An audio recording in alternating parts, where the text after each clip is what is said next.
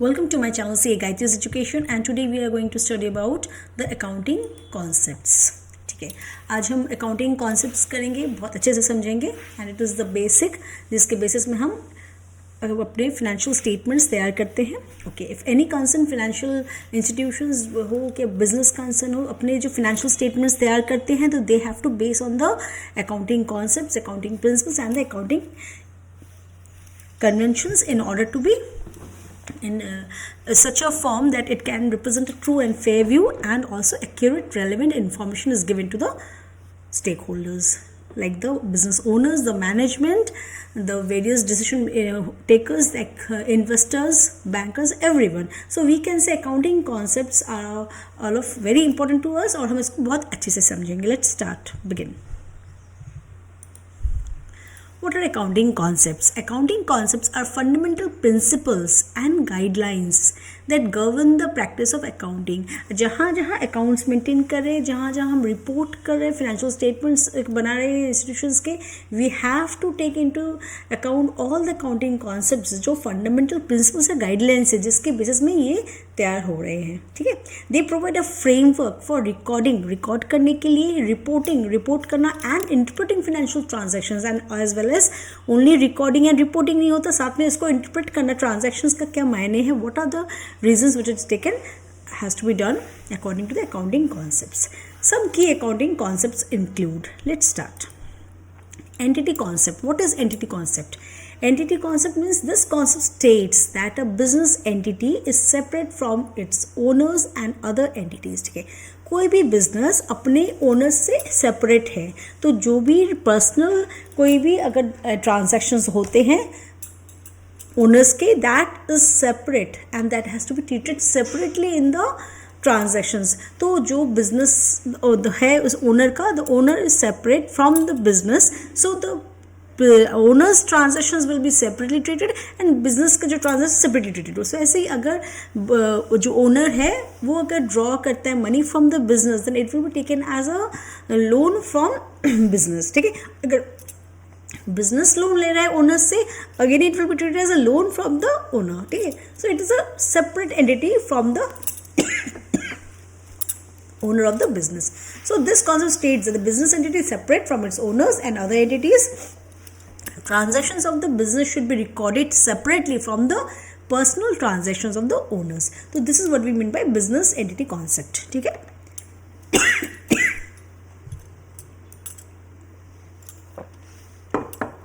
okay, then we have the going concern concept. According to the going concern concept क्या है, वो पकड़ लेते हैं कि जो बिज़नेस है वो फोर्सेबल फ्यूचर के लिए ऑपरेशन करते रहेगा और वो अपने बिजनेस को शट डाउन नहीं करेगा, एज वेल एज वो बिजनेस को not only shut down, also percentage of operation will not be reduced. ठीक है, तो पढ़ते क्या दिया है, this concept assumes that the business will continue to operate indefinitely. Okay, therefore financial statements are prepared with the assumption that the business will remain in operation for the foreseeable future. ठीक है, तो ये business चलते रहेगा, इसी basis में हम अपने बिजनेस को शुरू करते हैं, कोई भी बिजनेस कर रहा है. और ये going concern concept is one of the basic accounting assumptions. जो 3 बेसिक अकाउंटिंग एजम्पशंस हमारे हैं, एक है गोइंग कंसर्न कॉन्सेप्ट, दूसरा है कंसिस्टेंसी एंड तीसरा है हमारा accrual concept of business. So ये 3 जो है they are the basic accounting assumptions of any business entity who is going to carry out business. ठीक है, तो going concern concept assume कर रहा है the business is going to carry on for our foreseeable future without any idea or intention of stopping its business or reducing its percentage of operation.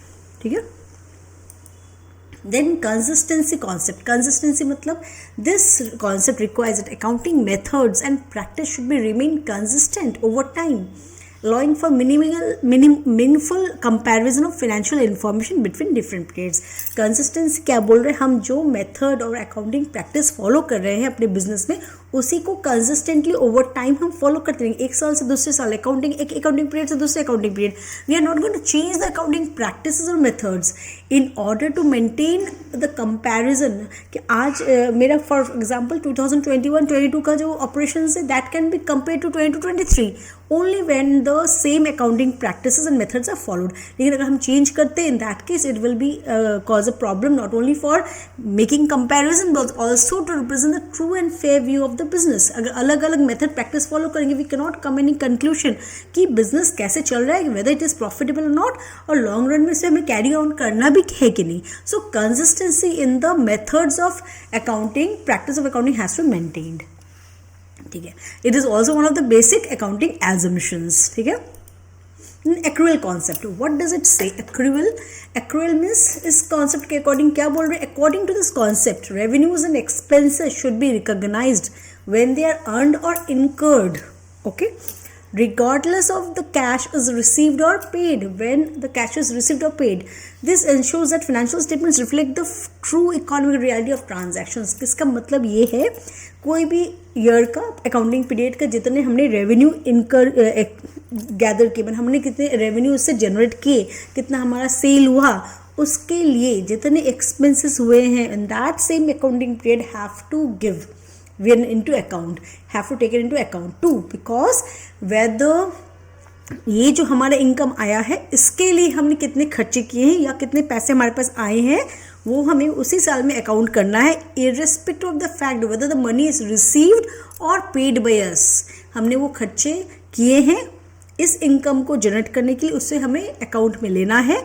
Weather वो खर्चे हमने actually payment किए हैं या नहीं, whether cash has been paid और received by us is relevant here, means it has accrued for the generation of that income, so that amount has to be taken into account.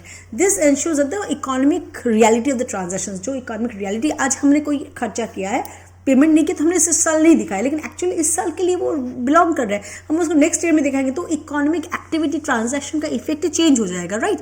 So accrual concept is very important and it is also one of the basic accounting assumptions.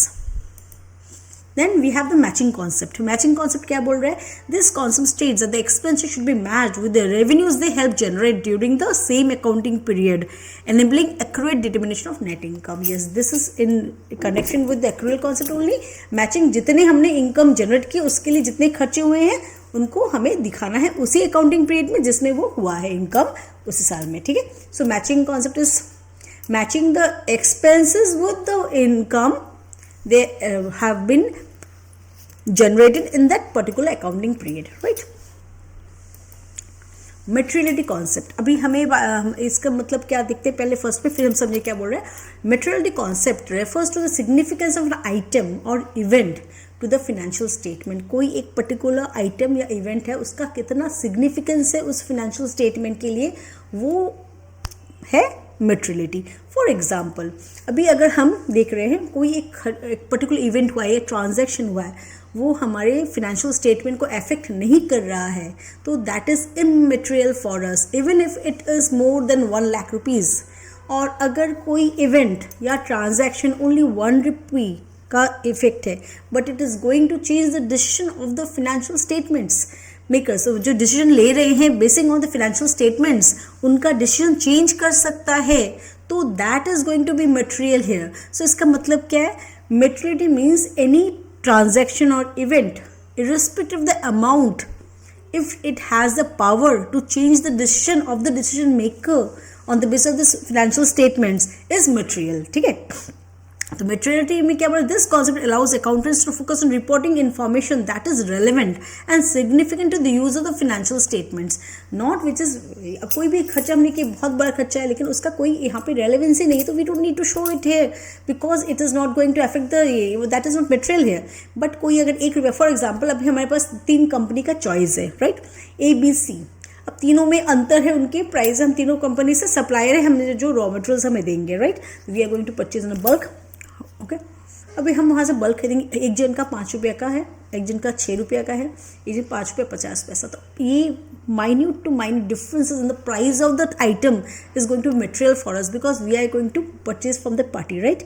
लेकिन अगर इसको हम छोड़ देंगे decision लेने में, तो that is not that is ये चलो 1-2 रुपये का बात है, कोई बात नहीं, but we are going to buy in a lot amount, तो we have to be affected by that materiality of that single 50 पैसे और 1 रुपये, बिकॉज बल्क में हम जब क्विंटल सामान खरीदेंगे that is going to affect as a whole, so that is materiality. Okay, concept. Then we have conservatism concept. According to conservatism concept क्या बोलते हैं, हम आज के दिन में अगर कोई भी अनसर्टेनिटी है, okay, regarding the realization of any profit, we will not realize it, but if there is a certainty ऐसा लॉस हो सकता है तो we have to obviously provide it. ठीक है, इसका मतलब सिंपल भाषा में है, we will not take into account any profit which is uncertain. Even if it is certain, we will not take it until we receive it in hand, but we have to provide for every losses or liabilities that can arise. ठीक है, so that is what conservative method says. This concept suggests that when there are uncertainties in accounting, it is better to err on the side of caution. हमें caution रख के आगे जाना चाहिए by recognizing potential losses and liabilities rather than potential gains. This is done by, हम अगर potential gains को ले लेते हैं लेकिन वो आता नहीं है तो there will be just opposite of the reaction which happened. लेकिन अगर हम लॉस के लिए प्रोवाइड करके रखते हैं, लाइबिलिटीज के प्रोविजन क्रिएट करके रखते हैं, तो अगर लाइबिलिटी होता है फ्यूचर में, are company will be in a stable position to tackle the position. ठीक है, उस लाइबिलिटी को सेट ऑफ कर सकेगा, लॉस को बेयर कर सकेगा, बट अगर हम उसके लिए प्रोवाइड नहीं करते पहले से, then we will be in a wrong position. So conservatism concept says that provide for every loss, every liability, but don't go for any profit और gain which is likely to come unless you receive it in hand. Okay, then periodicity concept. देखिए बहुत important periodicity concept क्या है. कोई भी business हमें पता है उसका लाइफ मे be 10 years 20 years whatever unforeseeable future, मैंने फोर्सेबल फ्यूचर के लिए हमें पता नहीं कब तक चलने वाला है, बट अगर हम पूरा एक्सटेंड करेंगे, जितना इनकम हुआ, जितने एक्सपेंस है, it is very difficult for the business to prepare its financial statements. कैसे रिप्रेजेंट करेगा पूरा साल के, तो हम इसलिए क्या करते हैं, टू डिसाइड कितना उसका खर्चा हो रहा है, कितना उसका एक्सपेंस हो रहा है, कितना उसका रेवेन्यू जनरेट हो रहा है, स्पेसिफिक पार्ट्स में बिजनेस को डिवाइड करेंगे उसके लाइफ टाइम में. ओके, और उसके लिए हम फाइनेंशियल स्टेटमेंट्स तैयार करेंगे. तो that is will be relevant to show the economic activity. वो इकोनॉमिक ट्रांजैक्शंस का इन्फ्लुएंस हो सकता है. Financial statements can be better represented as well. It will have some relevancy of use. ठीक है, अब देखते क्या बोल रहे हैं. The periodicity concept also known as a time period concept और accounting period concept is a fundamental accounting principle that states that the economic activities of an entity can be divided into specific time periods for reporting purpose. Report करने के लिए ये बहुत ज़रूरी है, right? Under this concept, this life of a business is divided into distinct and consecutive time periods such as months, quarters or years. Financial statements are prepared at the end of each accounting period to provide users with information about the entity's financial performance and position during the period. अगर हम divide नहीं करेंगे पूरा एक साथ में एक business का जितना दिन लाइफ स्पैन है, it will be not only difficult to represent, it is very difficult to take any decision whether the business is progressing or not, whether there is any profit or not, whether we are going to continue with the business or not. ठीक है, so हम उसको report performance of the business, उसका position क्या है, we can represent that way. We are following the financial year which is from 1 April to 31 of March. तो in that case क्या होता है, हम इस टाइम पीरियड में जितना हमारे बिजनेस का प्रॉफिट है, कितना हमारा उसका एक्सपेंसेस है, कितने उसने रेवेन्यू जनरेट, सब उसके साथ पे दिखाएंगे. तो that is what is the meant by periodicity concept. The primary purpose of the periodicity concept is to facilitate the measurement and communication of financial information at regular intervals. Regular intervals में information देते रहेंगे so that stakeholders can assess the performance. जो stakeholders है, maybe the business owner, maybe the investor, maybe bankers, maybe creditors, suppliers और outsiders, governments, किसी को भी उनको information regular interval में मिलते रहेगा उस कंपनी का परफॉर्मेंस के बारे में. मेक इन्फॉर्म डिसीजंस लेने में उनको सहायता होगा and track it's financial progress over time. Additionally it enables comparability between different periods. Yes, one period और दूसरे पीरियड में हम कर सकते हैं कि प्रोग्रेस हो रहा है कि नहीं, या लॉस कितना हुआ. Okay, First is the implementation of accrual accounting principle by ensuring that revenues and expenses are allocated to the appropriate periods. Accrual method of principle हम follow करते हैं, which is one of the basic principles, उसको भी follow करने में help कर रहा है this periodicity concept, because अगर हमें पता ही नहीं होगा जिस साल में रेवेन्यू इनकम हुआ है, रेवेन्यू हुआ है हमारा जनरेट हुआ है, उसके लिए कितना एक्सपेंस है, तो वो किस में बेसिस में रिप्रेजेंट करते हैं, in the base of periodicity depending on the life span. एक साल के लिए हम कर रहे हैं, महीने के लिए कर रहे हैं, तो उस 2 साल को हम कंपेयर कर सकेंगे. उस साल में जितने रेवेन्यू जनरेट किए उसके लिए कितने खर्चे हुए, किसके लिए कैसे निकालेंगे.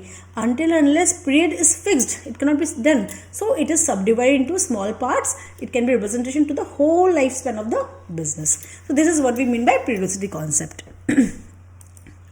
Then realization concept. In accounting, the realization concept, also known as the revenue recognition principle, dictates when revenue should be recognized in the financial statements. कब revenue को हम recognize करना चाहिए. तो इसमें क्या है कि revenue हम तभी recognize करेंगे जब वो realizable हो या realized हो, या उसका कोई working हुआ है जो उसका जो value है उसको हम अच्छे से account कर सके. ठीक है, let's see what they are saying.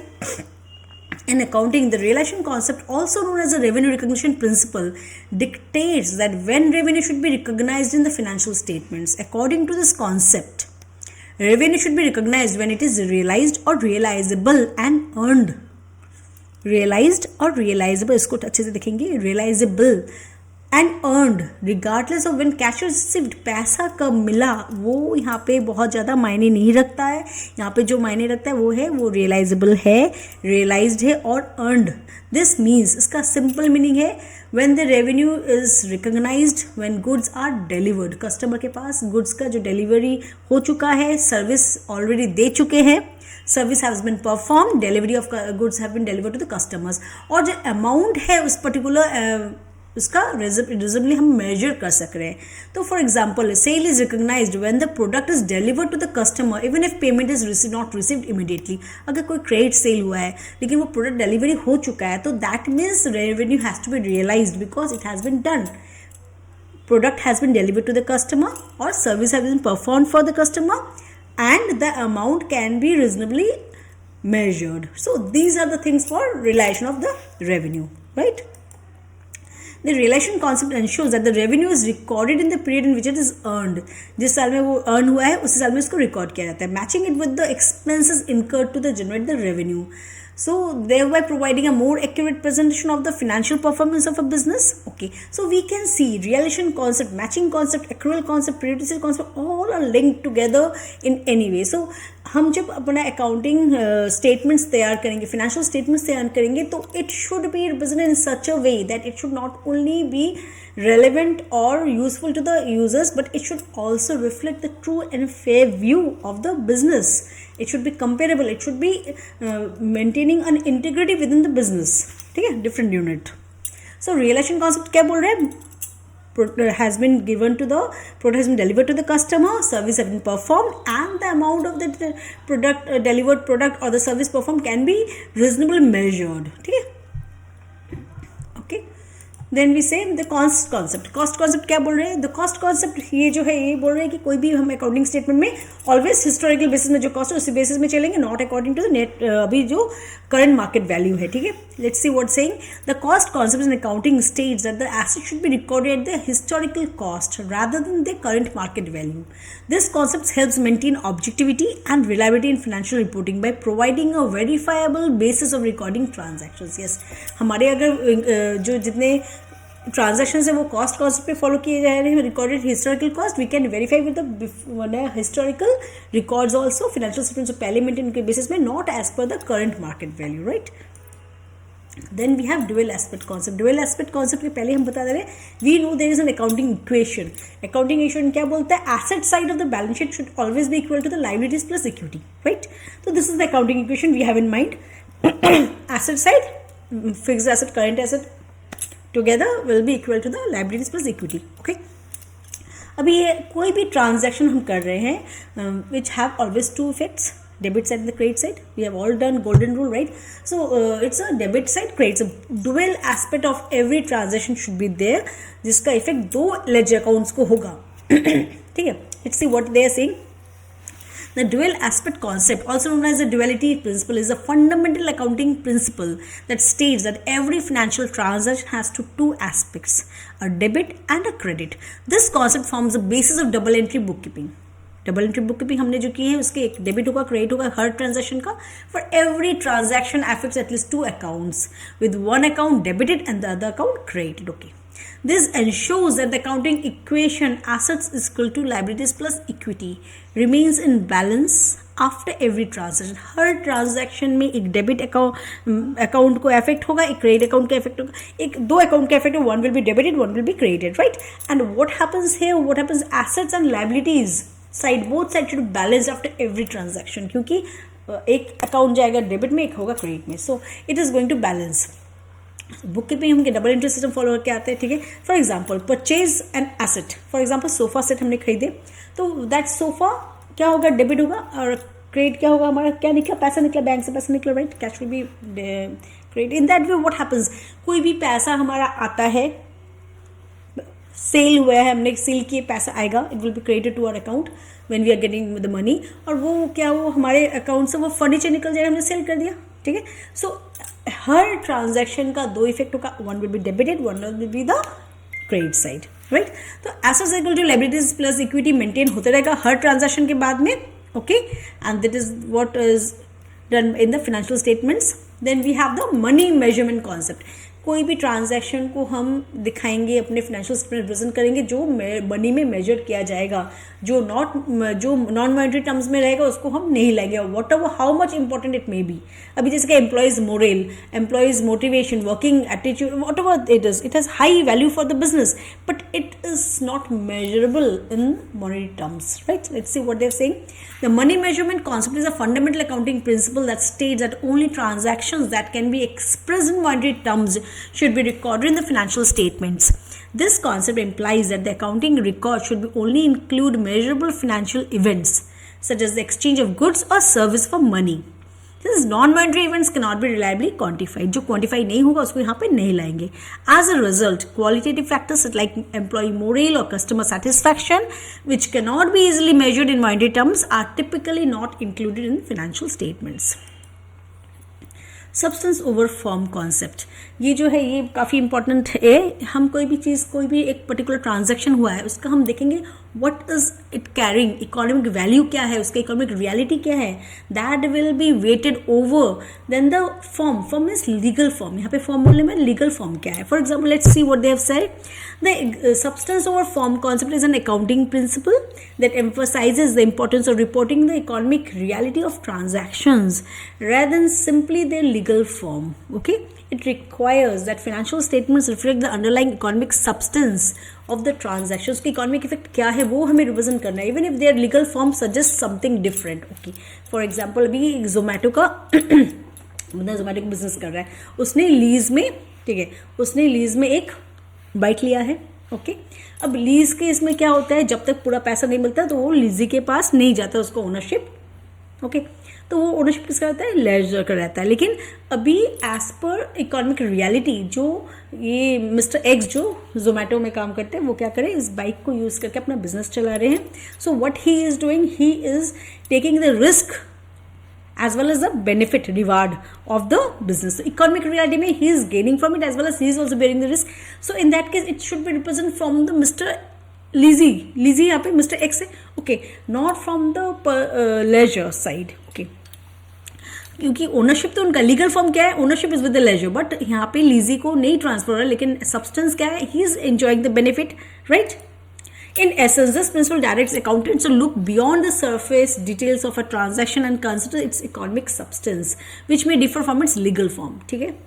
For example, if a company leases an asset, but the arrangement effectively transfers all risks and rewards of ownership to the leasee, the substance of a firm principle would require the leasee to recognize the leased asset and related liability on their balance sheet, even if the leasing is structured as an operating lease under legal terms. ठीक है? तो this is clear, I understand कि वो legally belong कर नहीं रहा है उसके पास, बट लीगल फॉर्म में वो he is not the owner of that vehicle, that bike, but he is enjoying the reward from it, उससे वो पैसा कमा रहा है, ठीक है, as well as is bearing the risk. So the substance of the economic reality of a transaction should be given more importance to the case than the legal form. Okay, I think all the concepts are clear. What we have done, along with the concepts, we will also take into account the 3 basic assumptions and the principles of accounting conventions are all to be followed in order to maintain a relevant and a true and fair view of the business financial reporting. ठीक है.